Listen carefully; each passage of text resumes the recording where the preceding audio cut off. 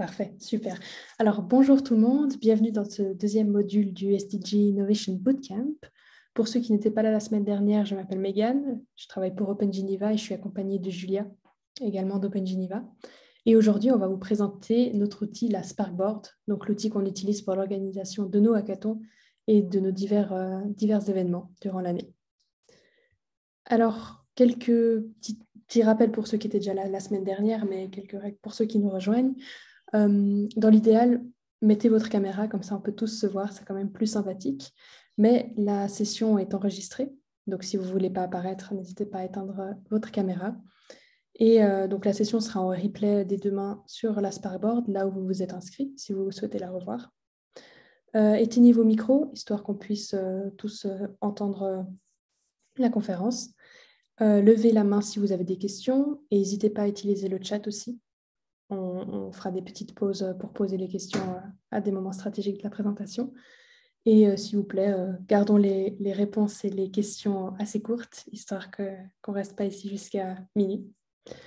Donc voilà. Et une petite remarque aussi, est-ce que vous pourriez renommer vos noms sur Zoom avec les noms avec lesquels vous êtes inscrits? Comme ça, nous, on peut cocher si vous étiez là ou pas pour les certificats de participation. Si vous ne voulez pas renseigner votre nom, juste écrivez-nous en privé sur le chat, comme ça, nous, on sait que vous étiez là. Alors, un petit rappel des différents modules. Donc, la semaine dernière, on a vu comment organiser un hackathon. Aujourd'hui, on va voir l'outil qui est la Sparkboard. Et la semaine prochaine, ça sera la session sur comment passer de l'idée à un projet d'innovation, enfin un événement d'innovation ou un challenge. Hop. Maintenant, je vais passer la parole à Julia qui va commencer à vous présenter la Sparkboard. Merci Mégane. Bonsoir à toutes et à tous. Comme vous voyez, on parle en français, les slides sont en anglais. Peut-être essayer de parler pas trop vite pour que ce soit le plus facile pour suivre. Si on parle en français pendant cette formation, c'est parce qu'elle s'intègre dans le Festival d'innovation ouverte Open Geneva qui a lieu dans le Grand Genève et donc qui est assez local. Et à Genève, on aime parler français. Donc, voilà pourquoi on s'attelle à garder la langue et du coup les deux langues pour cette formation. Alors, Open Geneva, donc on organise des hackathons et assez rapidement, on existe depuis 2017 et en fait assez rapidement, on a décidé d'investir dans un outil digital pour faciliter l'organisation des hackathons. Donc, c'est notamment cette Sparkboard qu'on utilise depuis 2018 pour les différents hackathons qu'on organise et qu'on met à disposition de la communauté qui souhaitent organiser leur propre événement d'innovation. Donc, c'est une plateforme digitale qui est vraiment au service de l'innovation et qu'on va du coup tâcher de vous présenter comment elle fonctionne, comment vous pourriez l'utiliser, dans quel cadre, si vous êtes intéressé par cet outil. Donc, qu'est-ce que c'est? Alors, tout d'abord, c'est une plateforme digitale qui sert à promouvoir et à organiser des événements d'innovation. Donc, nous, en particulier, on les utilise pour les hackathons. Et ça permet de faciliter toutes les étapes de l'organisation d'un événement. Parce que quand on lance un hackathon, il faut trouver des projets, il faut trouver des participants, il faut construire des équipes. Il faut potentiellement voter pour le projet coup de cœur ou le projet favori. Il faut engager des partenaires. Il faut veiller à une communication entre toutes les équipes. Et finalement, la Sparkboard est l'outil où on peut faire tout ça. Tout sur un même et unique outil.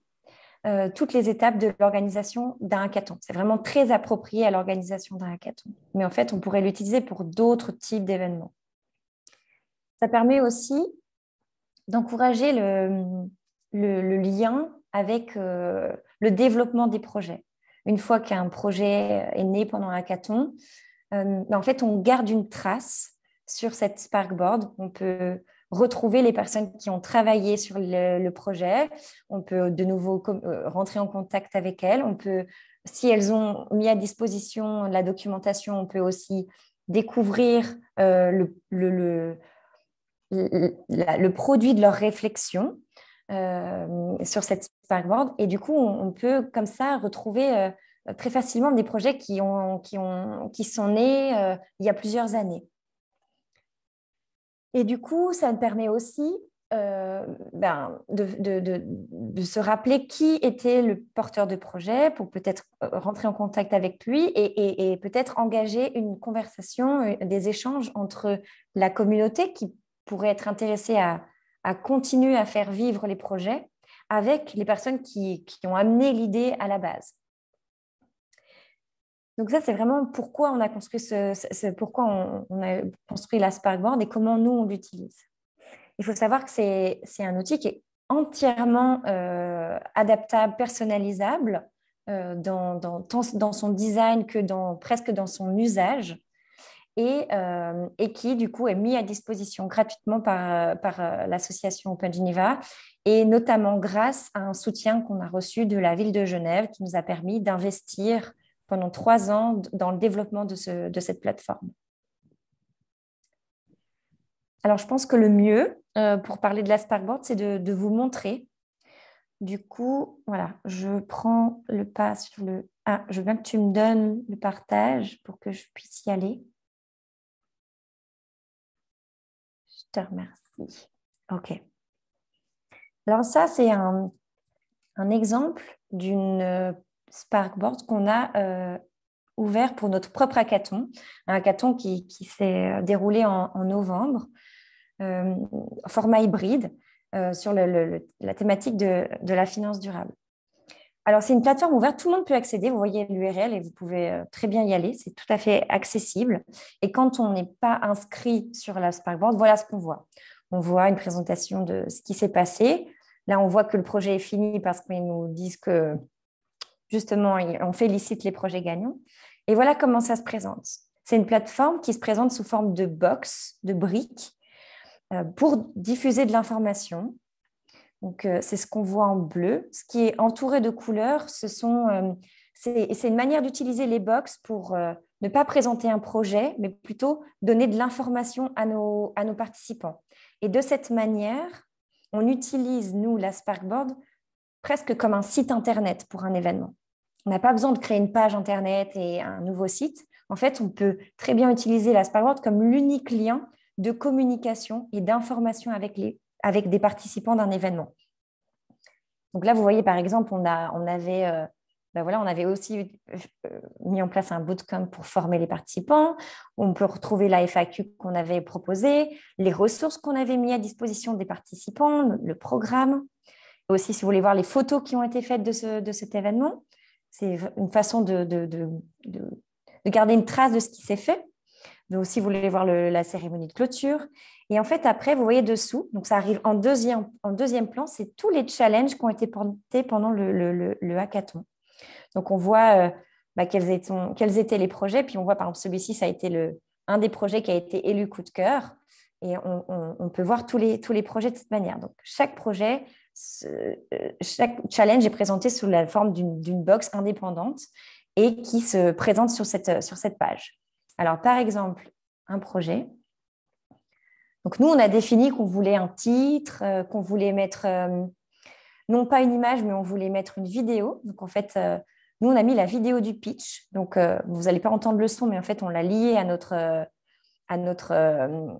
page YouTube. Comme ça, vous pouvez aller écouter le pitch qu'a fait cette équipe sur le projet. Et on a une trace de ce qui s'est dit. Et puis, il y a un petit descriptif du challenge. Et puis, là, ils ont mis de la documentation. Ils ont laissé une trace sur ce qu'ils ont fait. Donc, c'était un choix de leur part.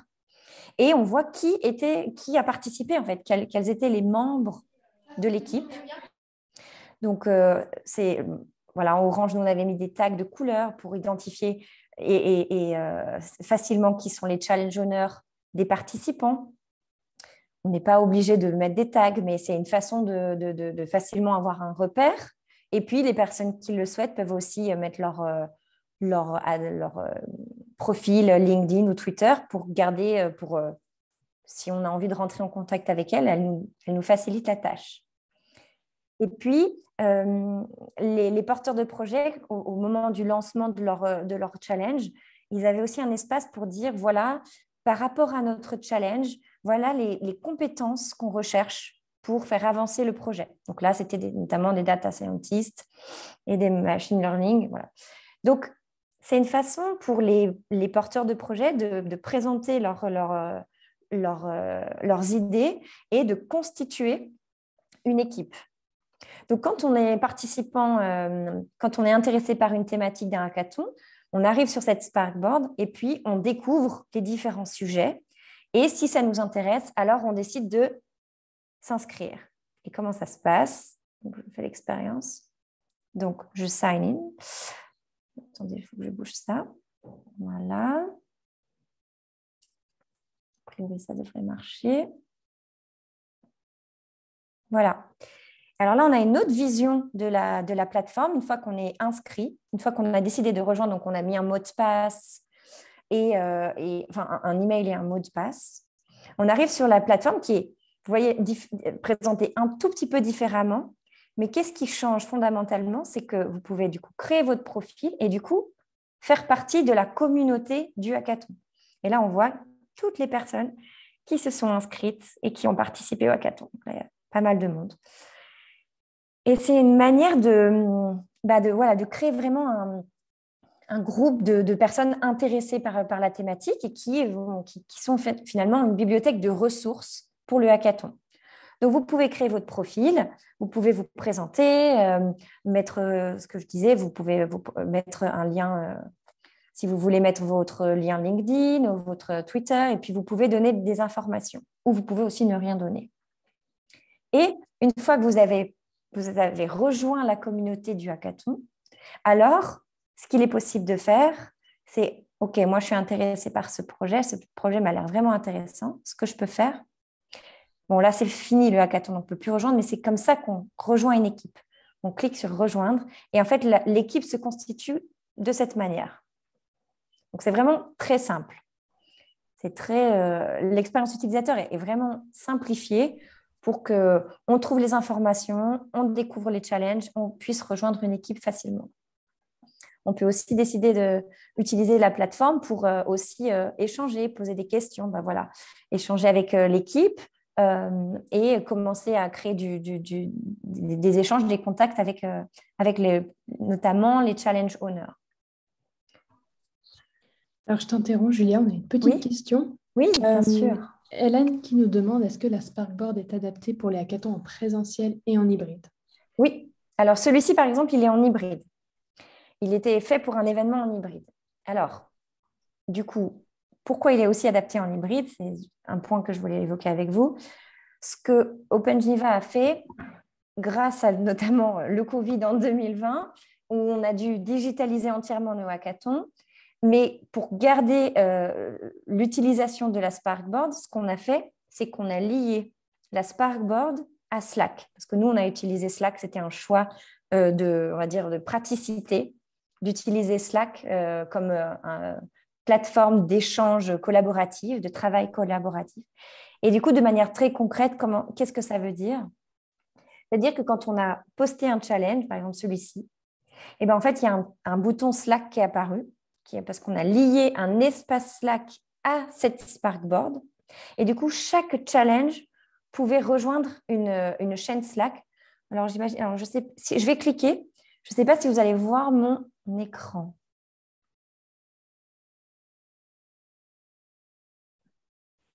Donc, ça redirige vers l'espace. Vous voyez tous mes Slack. Ah non, voilà.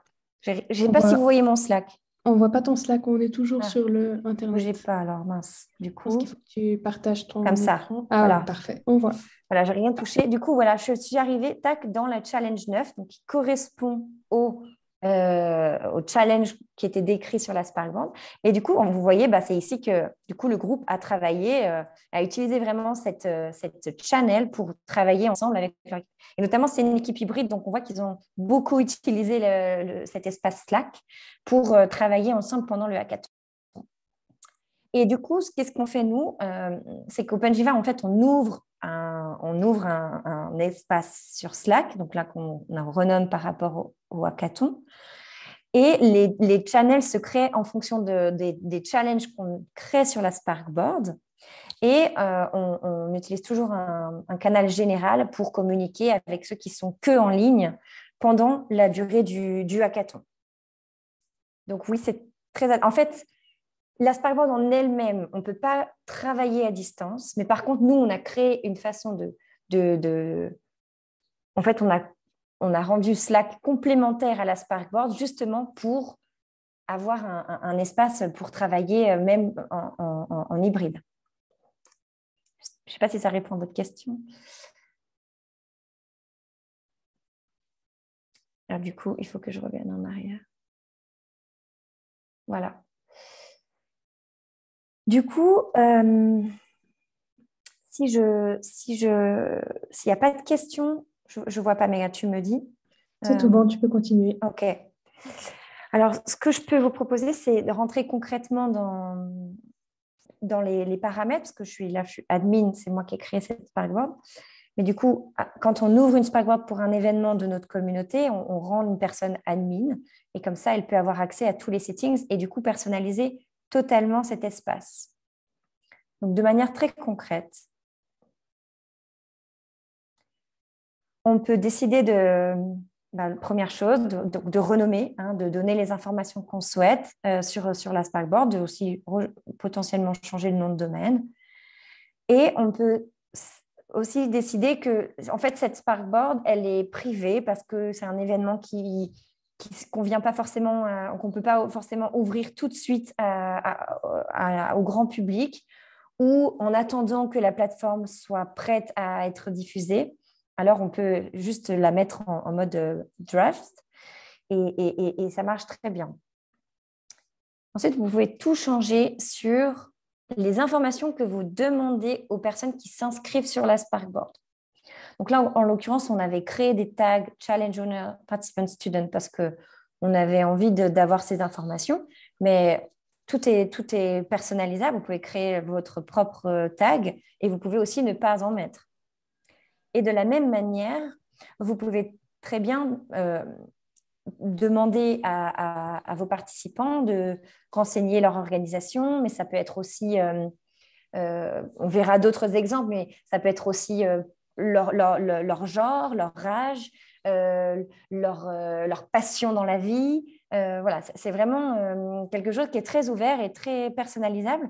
Et vous pouvez aussi décider, nous on ne l'avait pas fait, mais vous pouvez aussi décider de rendre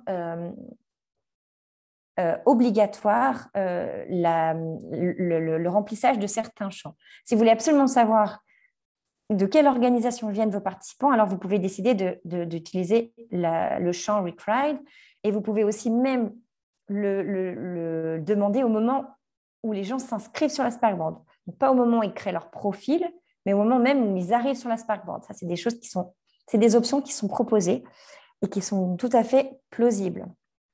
De la même manière, vous pouvez décider de mettre, si vous voulez mettre des vidéos, alors je pense que ce n'est pas le plus approprié, mais vous pouvez très bien ajouter des champs sur leur ville. Et puis, de cette manière, il y aura un nouveau champ qui arrivera et qui pourra être complété par vos participants. On continue. Les projets, c'est quelles informations sont contenues par les box des projets. Donc là, je vous ai montré, il y avait une vidéo du pitch. Donc là, la vidéo, on voit que moi, je veux qu'elle s'affiche. Et puis, je voulais une challenge summary. Et puis, c'est à peu près tout ce que j'avais demandé au début. Après, on peut toujours tout modifier tout au long de l'expérience. Il y a des choses qui peuvent être, par exemple, le pitch, ça n'a pas lieu d'être au début, mais à la fin du hackathon. Donc ça, c'est des choses qu'on adapte et qu'on fait évoluer. Mais vous pouvez également aussi tout personnaliser.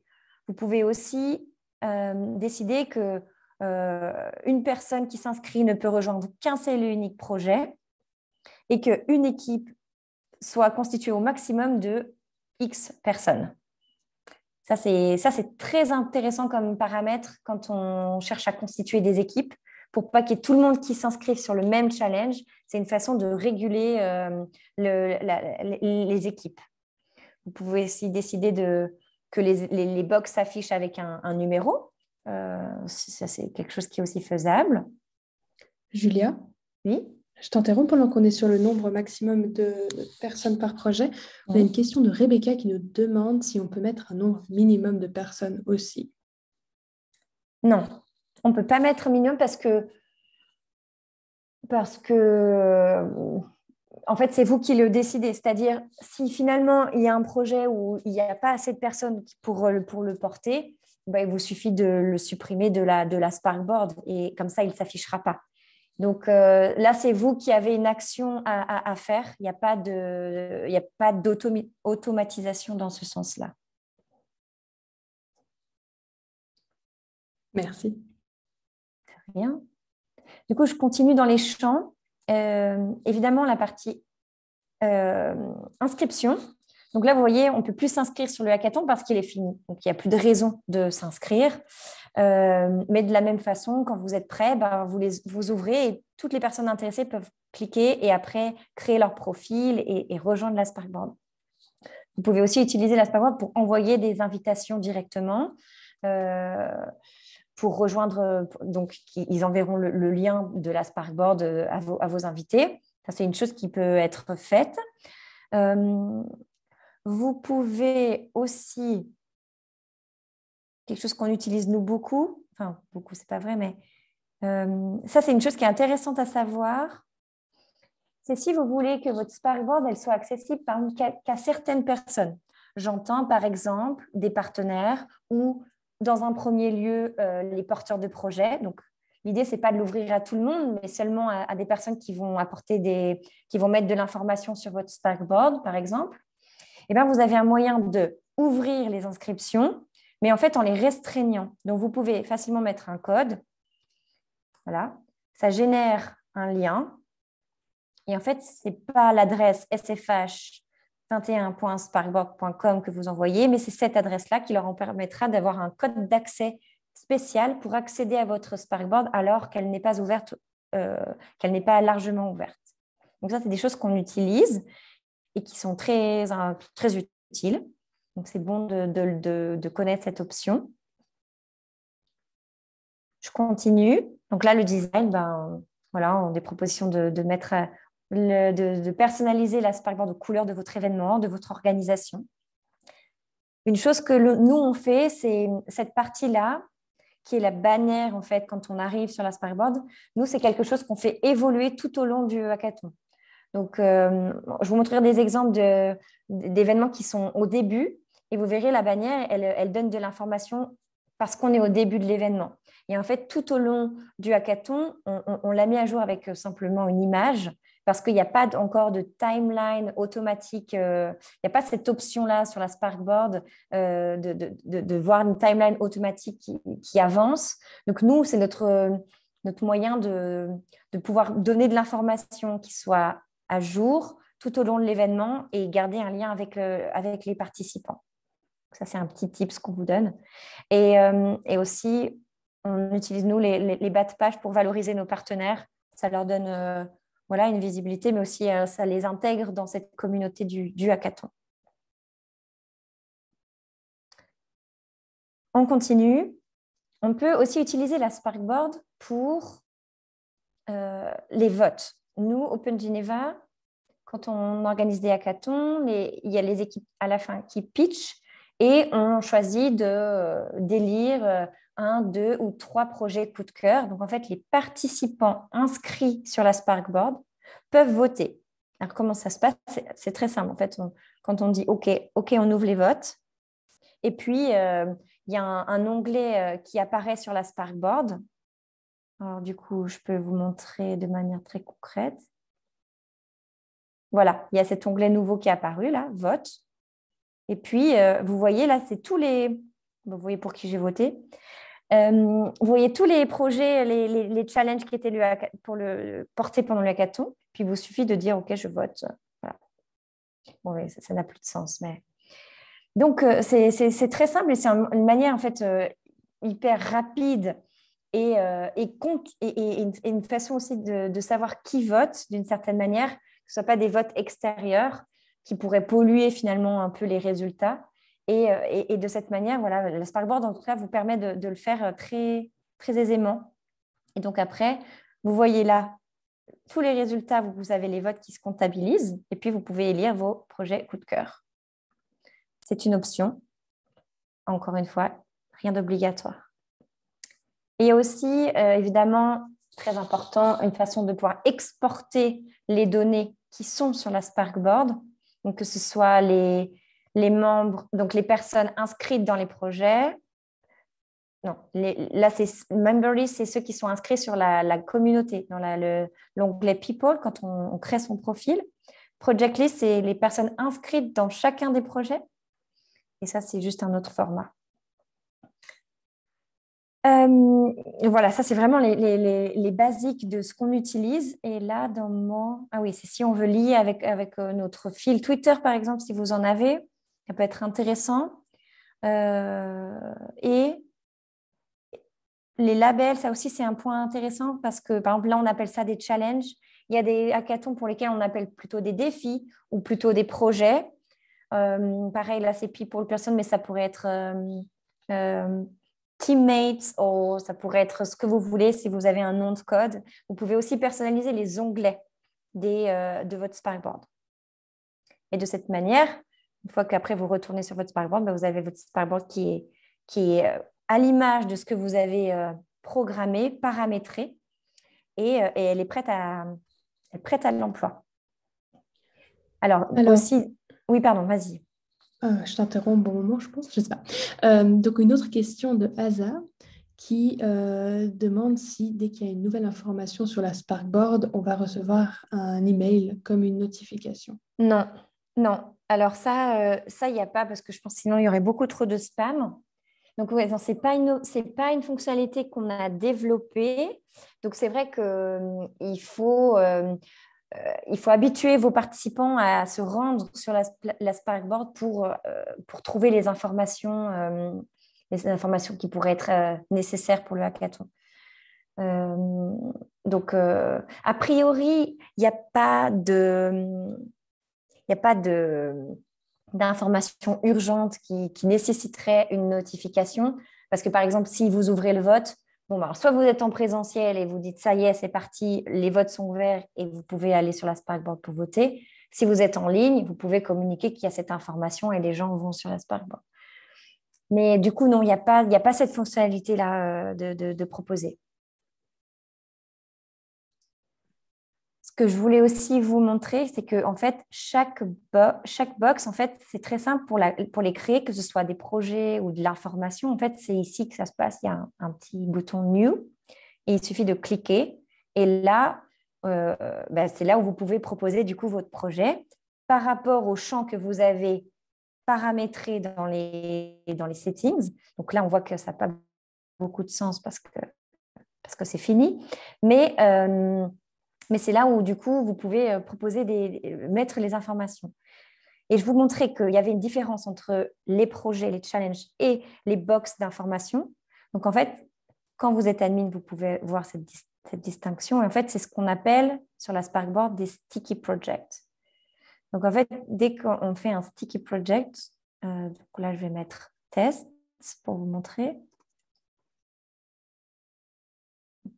Les sticky projects, vous voyez, ce n'est pas les mêmes informations. Je ne sais pas si vous voyez tout mon truc qui arrive là. Vous voyez, ce n'est pas la même description parce qu'on part du principe que ce n'est pas pour un projet, mais pour une information. Et du coup, elle va se mettre normalement quelque part. Alors, attendez que le partage, ce n'est pas évident, je ne vois pas. Ah, voilà, je crois qu'on voit là. Voilà, on voit, il y a mon projet test. En fait, ce n'est pas un projet, c'est mon information test et qui est apparue et qui s'est du coup entourée d'une couleur pour vraiment qu'elle se démarque des projets. Voilà. Je vous ai donné beaucoup d'informations, mais ne vous inquiétez pas, on en parlera plus tard, mais il y a un guide, il y a des supports pour vous aider à suivre les différentes étapes pour construire une Sparkboard. Là, je vous ai tout montré pour que vous ayez aussi une vision de ce qu'il est possible de faire sur la Sparkboard. Du coup, peut-être que je peux arrêter. Encore les notifications et les messages en haut, je ne sais pas si tu voulais en parler. J'ai pas compris. Ici, Ah, ça? pardon, ouais, c'est ça. Ouais. Je sais pas si tu voulais en parler. Et oui, bien sûr. Alors, si... donc là, les notifications. En fait, oui, vous avez les notifications ici, mais ça ne va pas vous faire de spam, ça ne vous enverra pas d'informations sur vos emails. Donc ça, c'est important de savoir. Mais là, on voit qui m'a écrit, en fait, qui a écrit dans les commentaires.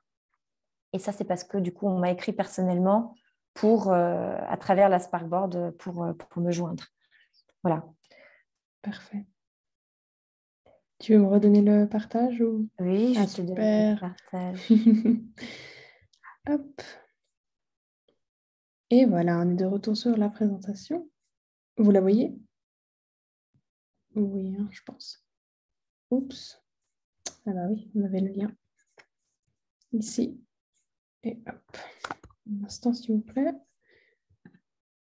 Et voilà, c'est reparti.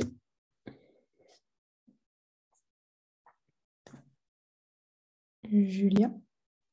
Oui, pardon.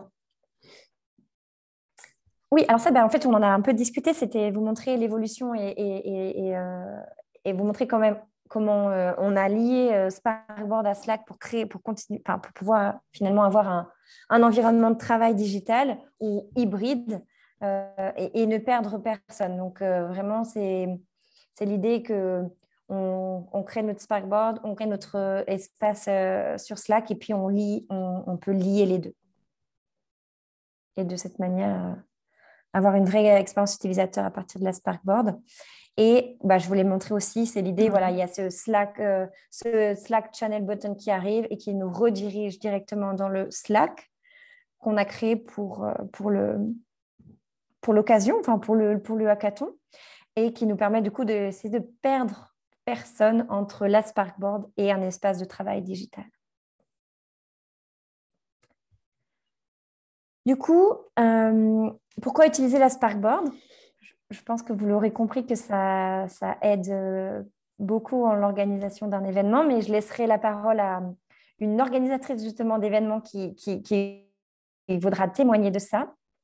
Mais le point, c'est vraiment, c'est en fait un outil adapté à toutes les étapes du hackathon, que ce soit presque, nous on appelle ça le call for challenges, quand vous cherchez des challenges, vous cherchez des projets pour le hackathon, jusqu'à l'inscription de vos équipes et le travail de vos équipes. Donc, en fait, il y a beaucoup d'usages de la Sparkboard et nous, on essaye toujours d'améliorer l'utilisation de cet outil et on voit que ça marche en fait pour toutes les étapes du hackathon. Et pour vous montrer de manière très concrète peut-être le festival, peut-être Megan, tu peux montrer... Non, je ne suis pas sûre que ça fonctionne. Tu cliques sur l'image peut-être. Voilà, pour vous dire, on utilise la Sparkboard pour le programme du festival Open Geneva. Donc là, ce n'est pas un hackathon, mais en fait, on rassemble comme des projets qui sont en fait des événements. Et vous voyez qu'en fait, on invite les personnes qui veulent proposer leur événement, mais comme on pourrait proposer un challenge pour un hackathon, de le faire directement sur la Sparkboard. Donc, on descend et puis on clique sur Nouveau. Et là, on propose notre événement. Donc là, en l'occurrence, on a demandé plein de champs. On a mis plein de champs comme vraiment un formulaire qu'on pourrait utiliser sur d'autres plateformes. En fait, on peut le faire avec la Sparkboard. Et de cette manière-là, on crée vraiment comme un site Internet, mais qui est tout à fait ouvert et qui peut être alimenté par la communauté. Donc, c'est ce qu'on a fait avec le festival. Et par exemple, s'il y a peut-être un challenge qui pourrait se présenter ou un événement qui ne correspond pas à la thématique ou finalement qui n'est pas retenu quand on a fait un appel à projet et qu'on choisit d'en retenir un certain nombre, en fait, vous avez tout à fait les droits vous ouvrez la box et puis vous supprimez le projet. Et en fait, de cette manière, vous êtes vous êtes enfin, je trouve plus le mot, mais vous avez la liberté de gérer, vous êtes indépendant sur la gestion des informations qui sont postées par la communauté.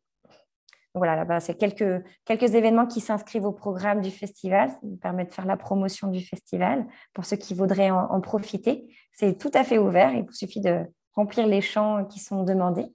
Et puis, Megan, tu peux aller voir dans People, par exemple, ce qu'on a fait. Donc là, on les a appelés participants. Vous voyez, les onglets, on les a renommés. Sur l'autre Sparkboard, c'était le projet et People. Et là, on les a appelés participants et programmes. Et les participants, là, nous, on a demandé à ce qu'il y ait que chacun remplisse, nous informe de leur organisation parce que ça nous paraissait intéressant. Et du coup, il n'y a pas le choix. Tout le monde doit remplir son organisation et nous donner cette information. Ça nous permet, nous, de mieux d'avoir une meilleure idée de quels sont les profils qui participent. Donc, voilà comment ça se passe. Et voilà une autre forme d'utilisation de la Sparkboard pour l'événement.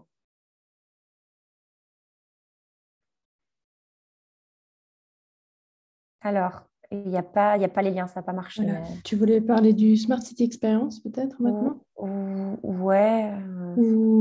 Non, mais alors, mais les Hack Days, par exemple, juste pour montrer une Sparkboard que nous n'avons pas créée, qu'un organisateur de... Ah oui, bah alors attends, très bien, stop. En fait, là, vous voyez, vous êtes sur la méta Sparkboard d'Open Geneva. Voilà. En fait, opengeneva.sparkboard.com, c'est la méta Sparkboard. Donc, c'est là où vous pouvez trouver toutes les Sparkboards de tous les événements de la communauté OpenGeneva. Donc, organisés par nous, mais organisés par aussi d'autres personnes, d'autres organisations.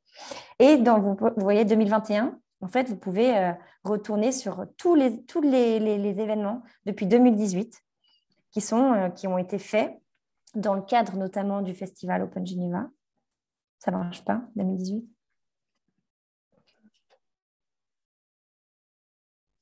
Voilà, vous voyez.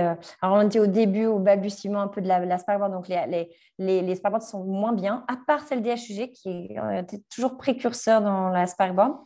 Mais on va après laisser la parole justement à l'organisatrice des hackathons des HUG pour témoigner. Mais du coup, vous voyez, vous pouvez retrouver en fait tous les projets qui ont été portés pendant les hackathons qui sont restés ouverts. Vous pouvez retrouver le lien des personnes qui ont travaillé sur ces projets. Et c'est vraiment là c'est la méta Sparkboard. Donc, vous pouvez avoir une idée de tous les projets, tous les hackathons et événements de la communauté. Et donc, en particulier, si on clique sur une, notamment, par exemple, les High Days, sans s'inscrire, on peut retrouver toujours les mêmes informations. On voit qui a gagné la deuxième place, par exemple. Là, on voit leurs vidéos. Ça peut être un moyen très sympa si vous êtes intéressé par un sujet, d'aller voir ce qui s'est déjà fait, en fait. Quelles sont déjà les idées qui ont été portées, travaillées. Et ça vous permet de aussi peut-être créer des liens, aller reprendre contact avec certains innovateurs, innovatrices, et de peut-être pas de repartir à chaque fois de zéro, mais d'utiliser la communauté pour vos projets. Voilà. Merci pour la navigation. J'avoue, c'est pas évident. Avec le partage, c'est un peu compliqué. Super. Hop. Voilà. Ah oui, juste un point avant de laisser la parole à Elena. Alors, la question, donc c'est un outil qu'on a développé, financé notamment grâce à la ville de Genève, et c'est un investissement d'Open Geneva et qu'on met gratuitement à disposition de la communauté. Qu'on met à disposition gratuitement de la communauté dans le cadre du festival, parce que nous, notre mission, c'est de promouvoir des événements d'innovation dans le cadre du festival. Et également gratuit pour les événements qu'on co-organise, soit dans le cadre d'un mandat, mais ça peut être dans le cadre d'un partenariat, d'une collaboration.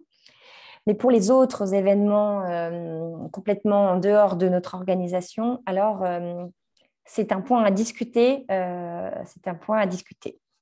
Voilà. Parfait. Merci Julia pour ces superbes présentations. Maintenant, on va passer à un témoignage d'une organisatrice de hackathon, donc Elena, qui travaille au Centre de l'innovation des hôpitaux universitaires de Genève, donc HUG, qui va un peu vous parler de son expérience. Alors, je vais arrêter le partage, comme ça on va pouvoir se voir, ça sera plus sympathique. Elena, est-ce que tu es là? Oui, bonsoir, bonsoir. Super. Super, merci beaucoup à toutes les deux de me laisser vous faire un retour d'expérience sur nos aventures Sparkboard donc, pour le hackathon des HUG. Nous, on est parmi les précurseurs à avoir utilisé la Sparkboard, toute première fois en 2018.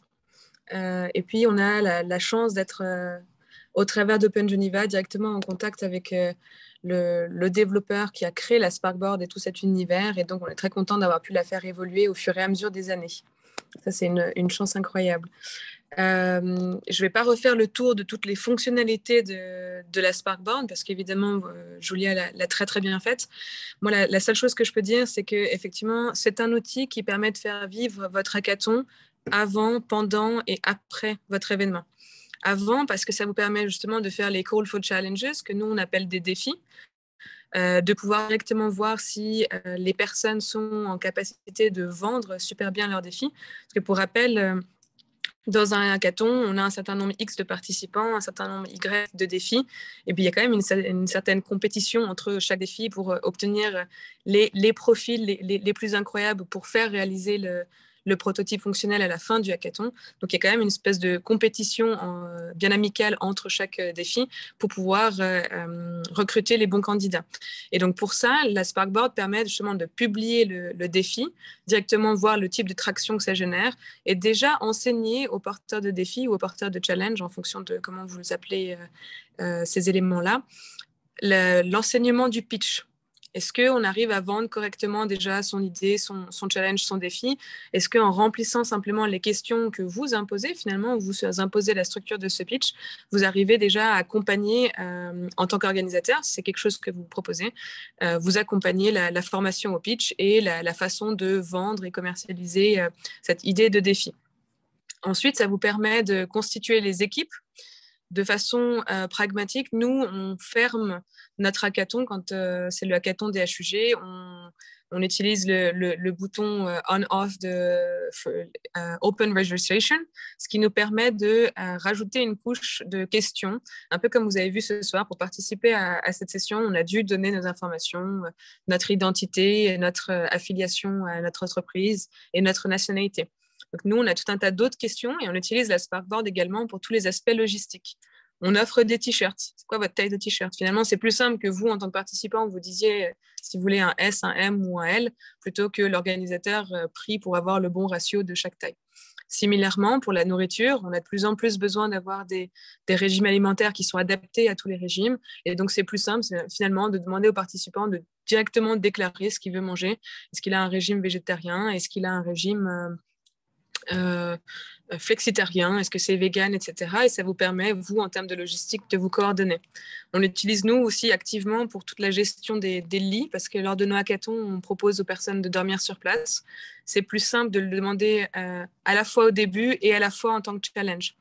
Je me répète, on utilise la fonction des sticky notes, donc des sticky challenges, comme vous l'a montré Julia. C'est toutes les informations que nous, on décide de mettre en avant en tant qu'organisateur, qui sont les cases qui seront toujours en haut de la Sparkboard. Quelle que soit l'organisation aléatoire, ils seront toujours en haut et donc mis en visibilité pour tous les participants. Donc ça nous permet de gérer tous les aspects logistiques.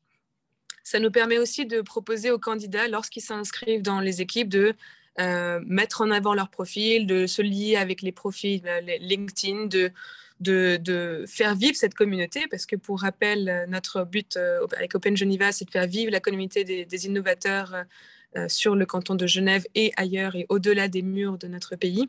Et donc, connaître un peu les profils de chacun, savoir se mettre en avant, le network et faire marcher le réseau, c'est évidemment une des fonctionnalités très agréable de la Sparkboard. Et comme elle vous l'a présenté, quand on clique sur People ou Participants, on voit des choses assez intéressantes.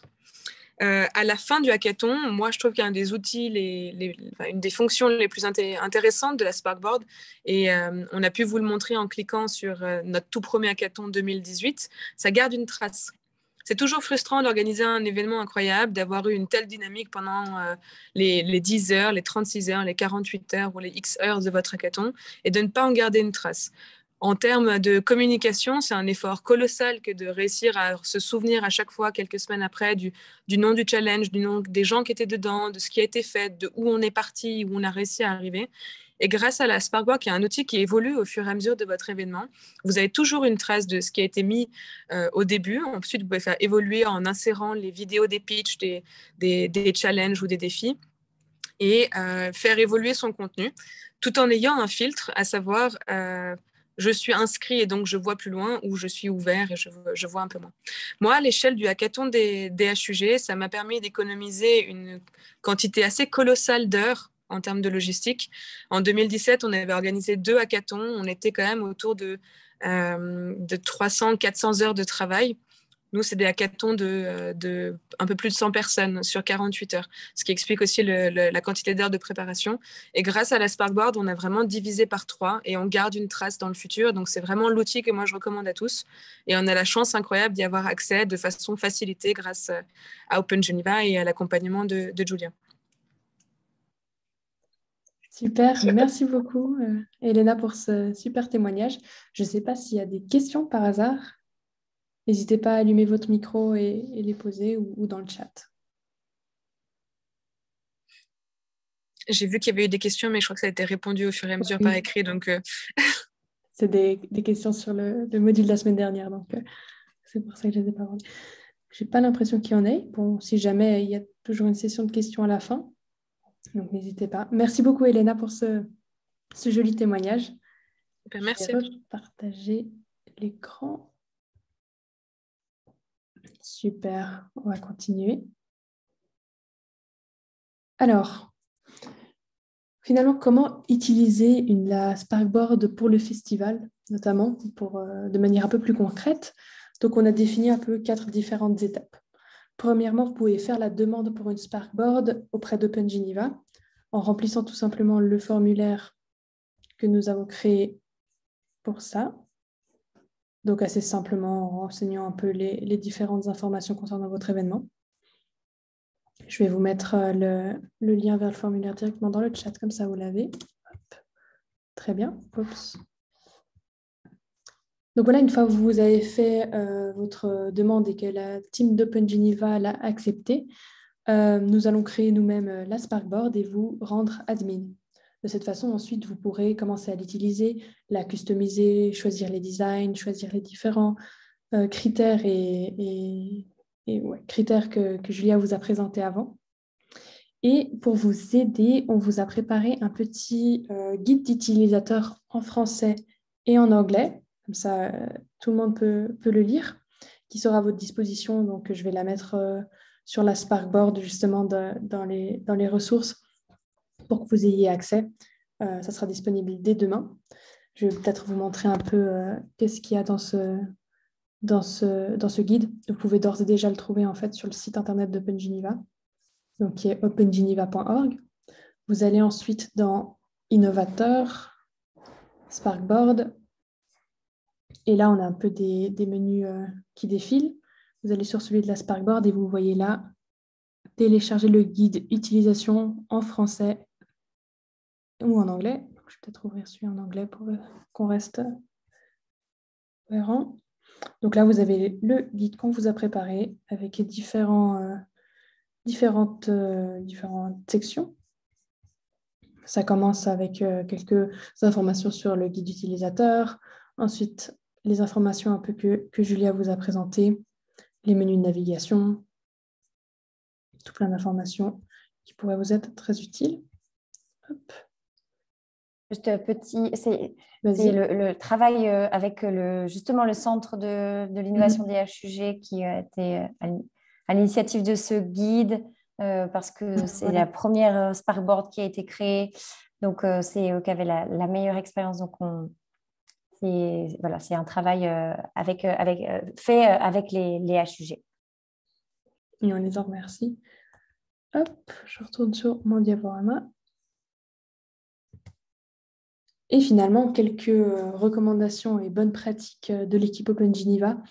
On vous conseille vraiment d'utiliser la Sparkboard comme le site de référence de votre événement, histoire de ne pas avoir un site internet et la Sparkboard à côté. Vous pouvez vraiment utiliser l'outil pour référencer toutes les informations, comme je vous l'ai montré, la FAQ, les règles du hackathon, le programme. C'est des informations qui peuvent être évolutives. Vous pouvez décider à un moment de mettre une information que vous enlèverez après, en rajouter au fil du temps. C'est vraiment très flexible comme outil. Vous pouvez utiliser la Sparkboard, en tout cas c'est ce qu'on vous conseille, comme le moyen privilégié de communication avec vos participants. Comme Julia vous l'a montré, on peut exporter la liste des participants avec leur adresse email, mais on peut aussi communiquer via la messagerie de la Sparkboard et communiquer les informations dans les box, comme on l'a vu tout au long de la présentation. Et c'est aussi l'endroit idéal pour faire la promotion de vos partenaires ou sponsors. Nous, on utilise souvent le bas de page pour mettre les logos de nos partenaires, mais on peut imaginer toutes sortes d'autres façons de promouvoir les partenaires, utiliser les box, même laisser finalement le partenaire décider lui-même de comment il se promeut, entre guillemets, sur la Sparkboard. Et bien faire attention de se souvenir de mettre à jour les informations au fil du temps. C'est-à-dire qu'on a, comme on a vu la semaine dernière dans le module numéro 1, on a des informations qui sont très importantes avant l'événement, des informations plus importantes pendant et après. Donc, pas oublier d'updater constamment la Sparkboard, outil très flexible comme je l'ai dit avant, donc ça se prête bien. Donc voilà, on est déjà arrivé au bout de ce qu'on voulait vous présenter aujourd'hui. Est-ce que vous avez des questions, des remarques, des feedbacks? Hop, je vais arrêter le partage pour le moment. Je vois que Rebecca a une question. On vous écoute. Oui. Bonjour. Bonjour. Madame Bornet a rapidement parlé du nombre d'heures qu'il leur a fallu pour créer la première trame d'événement. Est-ce que vous pouvez partager vous aussi votre expérience, combien de temps, combien de personnes, combien d'ateliers pour imaginer justement une trame qui permettra de gérer nos événements à nous, de nos côtés? Alors, c'est assez difficile de répondre à cette question parce qu'elle est vraiment corrélée à la vos grande louche. attentes. À la Ouais. grande louche. À la grande louche. Mais non, mais vraiment, ça dépend si vous attendez 30 personnes ou 150 personnes. Évidemment, vous comprenez que tout évolue et tout est en fonction du nombre de participants attendus. Et on sait très bien que la première fois qu'on se lance dans un hackathon, ce sera aussi plus de temps qu'une deuxième édition sur laquelle on peut capitaliser.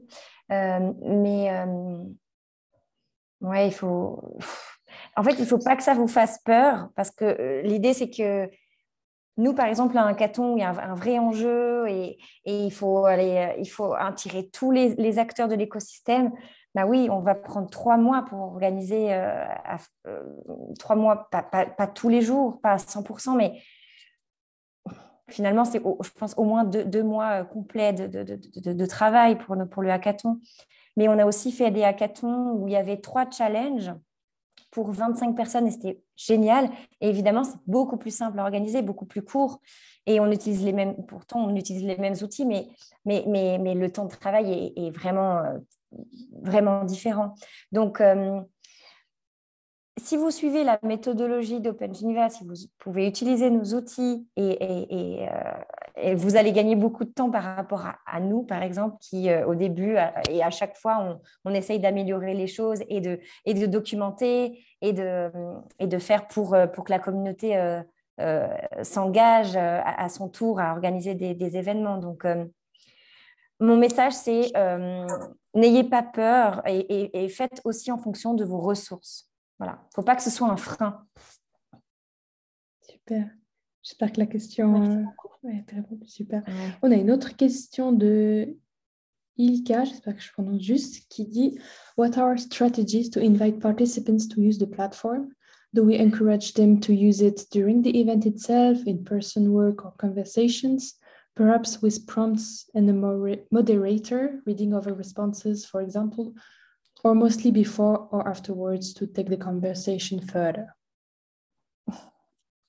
En fait, c'est très simple. Pour nous, comme on utilise la Sparkboard, c'est le seul lieu où on peut trouver l'information sur l'événement, découvrir les projets, s'inscrire. Donc, à partir de là, en fait, les participants, ils sont sur la plateforme. Donc, en fait, ils ont fait le premier pas. Comme ils iraient sur votre page Internet, ils vont sur la plateforme et ils le découvrent comme une page Internet. Donc, en fait, ce n'est pas difficile d'inviter les personnes sur la plateforme parce que vous leur donnez un lien et tout se passe ici. Notre bonne pratique, c'est éviter de disséminer les informations, qui est un peu un site Internet, un peu je ne sais pas si vous avez... les réseaux sociaux. Le réseau social, par exemple, merci, ou la Sparkboard, là, les gens peuvent facilement se perdre. Mais si tout se passe, tout se concentre sur la Sparkboard, c'est un peu l'information qu'on vous donne pour s'inscrire à cette formation. Vous êtes allé sur la Sparkboard, vous avez décidé de vous inscrire au module. C'est dans les mêmes box que vous trouverez les liens pour les replays, la documentation qu'on vous livre. En fait, on crée cet espace où tout se passe. Et du coup, c'est vrai. Et du coup, il n'y a pas de difficulté à inviter les participants à aller sur la plateforme. Et qu'est-ce qu'elle disait d'autre pendant l'événement? Oui, alors, ça dépend si vous êtes en ligne, si vous êtes hybride, ou si vous êtes en présentiel.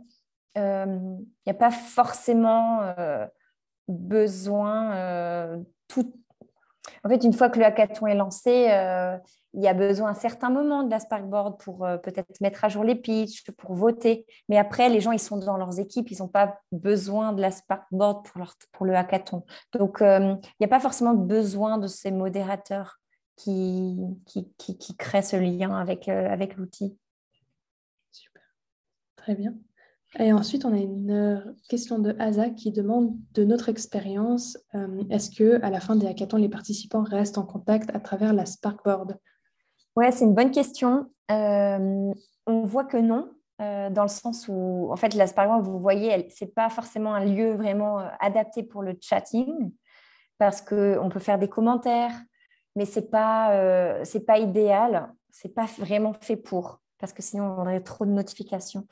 Donc, nous, on sait que, en tout cas, ce n'est pas sur la Sparkboard que les échanges continuent. En tout cas, on ne les voit pas. Ça ne veut pas dire que les gens ne gardent pas contact, mais on sait que ça se passe ailleurs. Ouais, Par contre, ce qu'on voit sur Slack, ça, c'est plus approprié potentiellement. C'est plus facile d'échanger et de garder le lien. Mais on voit aussi que, en général, après les hackathons, les channels Slack, ils sont plus utilisés. Les gens trouvent des WhatsApp. Les WhatsApp, ça marche très bien. Ils préfèrent des choses qui sont plus communes et plus faciles à utiliser au quotidien. Donc, non, pas de vraie bonne pratique à ce niveau-là. WhatsApp ou des réunions en réel. Oui, quand on peut. Des cafés aussi, ça marche, oui. Ouais, c'est plus sympa. Une question de Shagayeg, désolée si j'écorche les noms. Would you please tell about ideas and innovative level to enroll the platform? Alors, je ne sais pas si tu comprends la question, je ne suis pas sûre. Ouais, est-ce qu'on peut proposer des idées, des innovations pour inscrire la plateforme? Non. Pour un peu, je pense, si je comprends bien, c'est quel niveau d'idée ou d'innovation est utile pour qu'on utilise la plateforme? C'est-à-dire, est-ce que la plateforme est adaptée à tout ou est-ce qu'il y a un certain... N'hésitez pas en commentaire à dire si on comprend bien. Do not hesitate to tell if we understood correctly your question.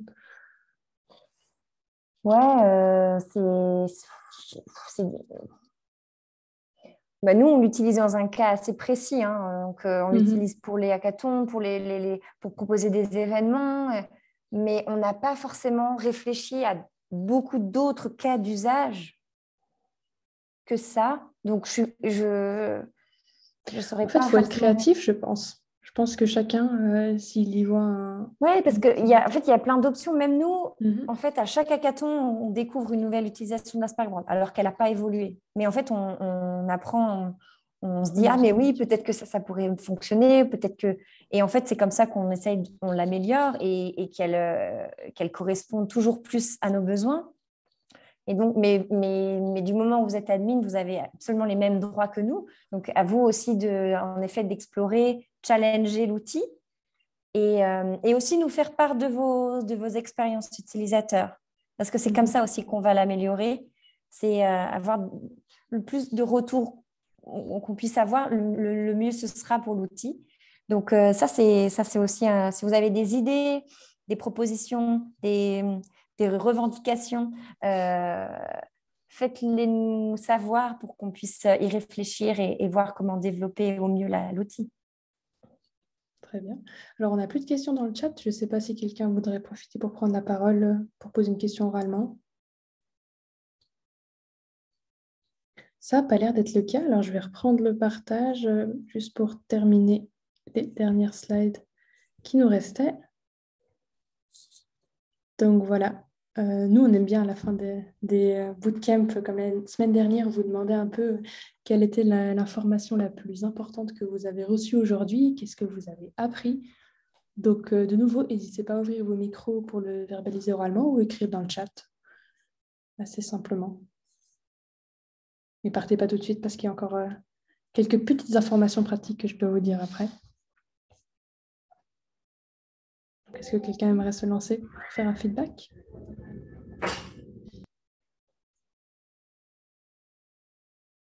Personne ? On espère que vous avez quand même appris des choses. Ah, Mahamadou. Bonsoir à Allez-y, toutes et à tous. bonsoir. Alors, je n'ai pas de questions, plutôt des appréciations. Voilà, c'est toujours un honneur et un plaisir vraiment d'apprendre de nouvelles choses. Et je pense avec le Sparkboard, serait surtout la pratique, voilà, personnellement, qui va me permettre vraiment de bien comprendre la chose, parce que là, je pense que c'est juste la théorie. Mais est-ce que la plateforme elle est déjà accessible? C'est-à-dire, est-ce qu'on pourra aller sur la plateforme, faire des tests, des essais? Est-ce possible cela? Il faut qu'on... Non, c'est pas possible. Il n'y a pas d'espace de... Je sais plus comment on appelle ça, de bac à sable. Il n'y a pas d'espace de bac à sable sur la plateforme. La seule façon, c'est que OpenJava vous ouvre une plateforme, une Sparkboard, pour que vous puissiez le prendre en main. Et du coup, pour nous, on a besoin de savoir pour quelle fin, enfin, à quelle fin vous voudriez qu'on vous ouvre une plateforme. Donc, c'est pour ça qu'on a besoin de savoir, est-ce que vous projetez d'organiser un hackathon, un événement? Si oui, quand, sur quel sujet? Voilà. Parce que si tout d'un coup, on a un vendeur d'armes qui décide d'ouvrir une Sparkboard, on ne peut pas être en accord avec nos valeurs. Donc, il faut qu'on ait quand même un contrôle sur ça. Donc, c'est pour ça qu'il y a ce formulaire au préalable. C'est plutôt pour que nous, on puisse très rapidement étudier la demande. Et puis après, on vous ouvre une plateforme et vous pouvez l'utiliser. Et vous pouvez vous former à pratiquer et à vous former à l'utilisation de cette Sparkboard. Super, ça marche. Merci. Alors, on a Rebecca qui nous dit « Belle découverte d'un bel outil participatif ». Merci beaucoup. Ah, et on a Chagayek qui nous dit qu'elle a déjà demandé une Sparkboard, Julia, donc... Ah bon, ça va très bien. C'est que ça a été utile. Ok. Quelqu'un d'autre aimerait s'exprimer? Oui. Oui. Bonsoir. Bonjour. Oui. Bonjour. J'aimerais savoir, est-ce que le format hybride, c'est 2 fois plus compliqué à organiser que l'online? Il faut mieux commencer par online et puis de faire l'hybride, ou est-ce que... Non, hybride, pour moi, c'est plus compliqué que de le faire online. En fait, c'est plus simple que tout le monde soit au même endroit, que ce soit physique ou en ligne, mais tout le monde est sous le même format. Du moment où c'est hybride, alors il faut savoir mixer les deux formats. Donc, il faut savoir comment ça se passe un online hackathon et comment ça se passe un un hackathon en présentiel. Donc pour moi, c'est plus difficile. Je pense que c'est plus difficile, mais ce n'est pas impossible. Voilà. D'ailleurs, à ce propos, je vous invite à aller vraiment voir le replay de la semaine dernière. Je mets dans le chat juste maintenant, parce qu'on justement on discutait de cette notion de qu'est-ce qui est problématique, qu'est-ce qui est bien dans les différents formats de hackathon, que ce soit en présentiel, en hybride ou en ligne, et on comparait un peu les différentes options. Donc je pense que J'ai suivi le module 1. Ah, ok, pardon. Oui. Mais par contre, c'était quand même assez succinct et il n'y avait pas énormément d'informations. Et puis, bon, tant qu'on n'a pas testé, c'est vrai que c'est difficile à projeter aussi, en fait. C'est vrai. Et puis je pense qu'aussi ça dépend de l'événement et du public. Il y a beaucoup de facteurs. Bon, en tout cas, pour les autres, si ça vous intéresse ce sujet, n'hésitez pas à aller revoir le module 1. Merci. Merci. Mais du coup, est-ce que ça vous a aidé dans la réflexion ou vous attendez plus d'informations, Hélène? Alors, bon, on est juste au module 2. Hein, pour moi, il y a encore énormément de questions et je vais voir au bout du module 5 si j'aurai encore des questions, je n'hésiterai pas de vous D'accord. les poser, en fait. Ouais, parfait. Avec plaisir. Surtout, n'hésitez pas. Merci. Un plaisir. Alors, on a Asa qui nous dit « Votre présentation est très utile. Merci Julia, Megan et Elena. Ce que je trouve très bien, c'est que la Sparkboard existe toujours même après la fin du hackathon. Merci. » C'est vrai. Et je vois qu'on a une question de Karina. Oui, est-ce que je peux la faire en anglais? Bien sûr. Ok, c'est un peu plus facile. I was just trying to understand if we need to ask for a Sparkboard already, or we first need to say what is the project that we are going to do and submit it to be evaluated. Yes, we can open a Sparkboard without information about what you want to do. So maybe it's not about the project, but your idea of event or your organization or what you expect to do with this tool, actually. So we need to collect this information. We open this form, and you can just fill the information, and if it's okay for us, we can open easily a Sparkboard for you. Thank you. Merci. Merci. Quelqu'un d'autre? N'hésitez pas. Encore moi? Oui, bien sûr. Voilà, étant donné que voilà, les présentations se font en anglais et puis comment dire, les explications en français. Maintenant, par exemple, si moi j'ai un projet où je postule à un projet sur le hackathon, comment est-ce que ça va se passer? Ce serait toujours dans les deux formulaires ou... Non, alors le formulaire pour une Sparkboard, oui, on l'a écrit que en anglais parce qu'il faudrait peut-être qu'on le fasse en français, ok, mais c'est des informations très simples et peut-être qu'on va écrire qu'on peut l'écrire en français, en anglais, peu importe. Et après, après, on vous ouvre la Sparkboard, vous travaillez dans la langue que vous souhaitez. Il y a un logo d'utilisateur en français aussi, donc il y a un accompagnement dans les deux langues. Ça va pour vous? Oui, ça va. J'ai demandé cela, je me demandais en anglais, mais j'ai demandé cela parce que j'ai déjà en tête un projet sur lequel je souhaiterais vraiment soumettre pour un travail. D'accord. Donc, voilà, je me demandais si c'était possible dans les deux langues. Ok, alors juste pour clarifier, la Sparkboard, c'est utile quand vous voulez organiser un hackathon. Si vous avez un projet à soumettre, l'idéal, c'est de soumettre un projet dans un hackathon existant. Parce que sinon, la Sparkboard, elle ne va pas vous être utile. L'idée, ce n'est pas utiliser la Sparkboard pour présenter un projet, mais pour rassembler des projets qui traitent d'une même thématique. Voilà. OK? C'est bon. Quelqu'un d'autre aimerait encore poser une question?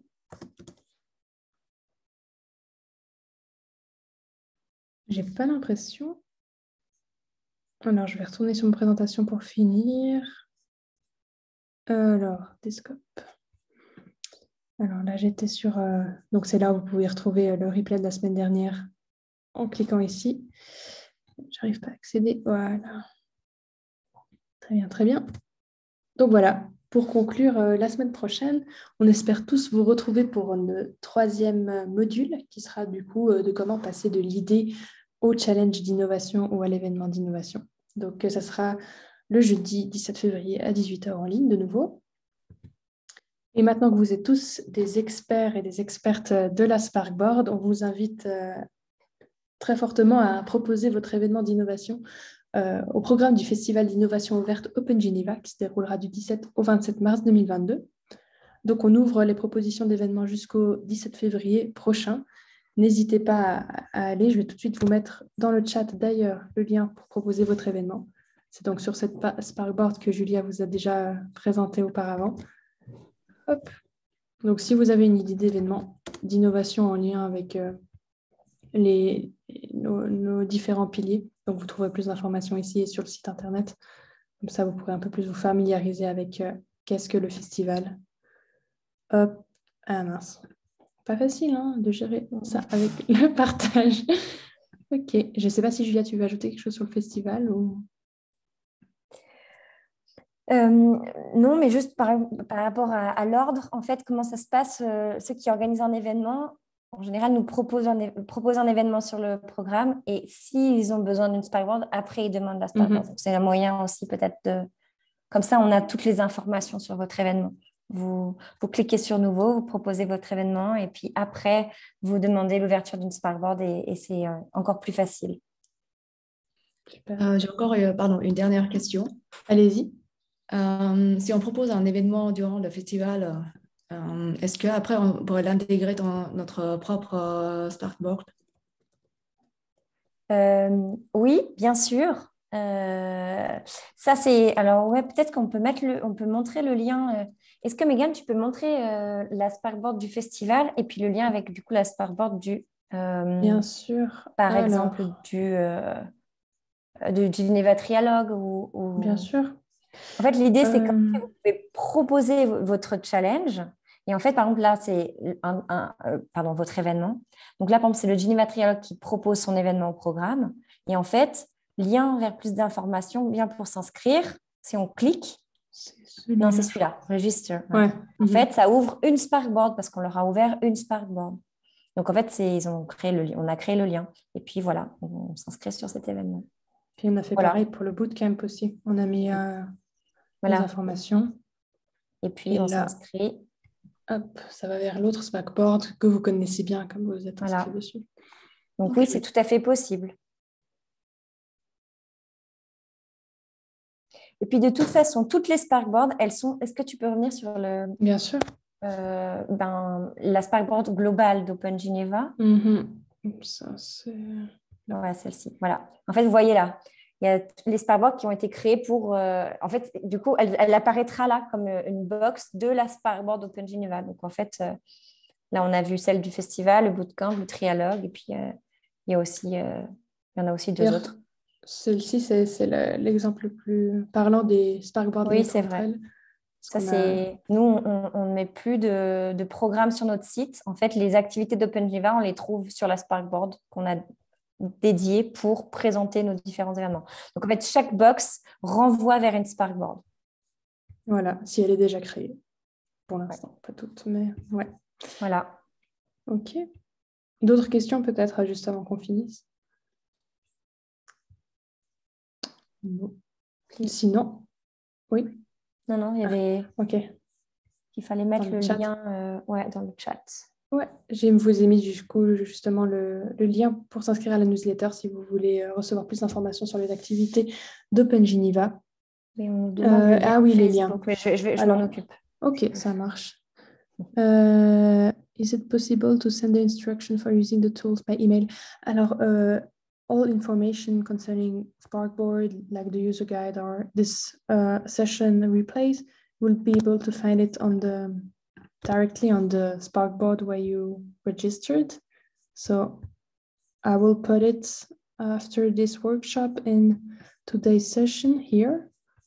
And here, sessions replay, I will put the replay of this session and the user guide, so you will have access to everything, and I will send a link to everybody to tell that it's ready to be looked. D'autres questions peut-être? Sinon, vous avez tous les liens. Julia est en train de mettre les liens vers les réseaux sociaux. Donc, on est présent sur LinkedIn, Twitter, Facebook, Instagram, la newsletter dans laquelle on partage les différentes activités au cours de l'année. Et bien sûr, notre site internet si vous voulez en apprendre plus sur notre histoire, comment l'association s'est fondée, qui sont ses membres, quel est son objectif, les différents événements et les différents outils qu'on met à disposition. N'hésitez pas à aller faire un tour. So somebody asked, it would be great to have English subtitles for speakers. Unfortunately, on Zoom, I don't think it's possible. It's possible, but not with our version. Yeah, okay, we don't. Sorry. Maybe we would put it on YouTube and then we can have subtitles. We'll see. But I hope you could follow along still. Yeah. All right.